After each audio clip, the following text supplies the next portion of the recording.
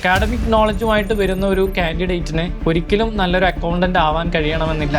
ഞാൻ എൻ്റെ 18ാമത്തെ വയസ്സിൽ അക്കൗണ്ടിങ് ആൻഡ് ഫിനാൻസ് മേഖലയിൽ ജോബുകൾ സ്റ്റാർട്ട് ചെയ്ത ആളാണ്. അപ്പോൾ മനസ്സിലാക്കിയതാണ് എഡ്യൂക്കേഷൻ സെക്ടറിൽ ആ ഒരു ഭയങ്കര ഗ്യാപ്പ് ഉണ്ട് എന്നുള്ളത്.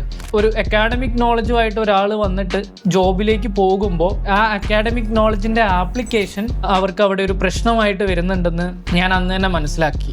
സോ ഇവിടെയുള്ള ഒരു ഗ്യാപ്പ് മാറ്റണം എന്നതിൻ്റെ ഭാഗമായിട്ടാണ് നമ്മൾ ഫിൻസ്കോമിൽ ഇങ്ങനെ ഒരു CFMP പോലുള്ള ഒരു കോഴ്സ് നമ്മൾ ഡിസൈൻ ചെയ്തിട്ടുള്ളത്. കൂടുതൽ സ്കിൽസ് നേടിയിട്ട് നല്ല ജോബിലേക്ക് പ്ലേസ് ചെയ്യണം, അവിടെ പ്രൊമോഷൻസ് വരണം, ഈ എല്ലാ ആസ്പെക്റ്റുകളും എല്ലാം കണ്ടിട്ടാണ് നമ്മൾ CFMP പോലുള്ള ഒരു കോഴ്സ് നമ്മൾ ഡിസൈൻ ചെയ്ത് മാർക്കറ്റിലേക്ക് ഇറക്കിയിട്ടുള്ളത്.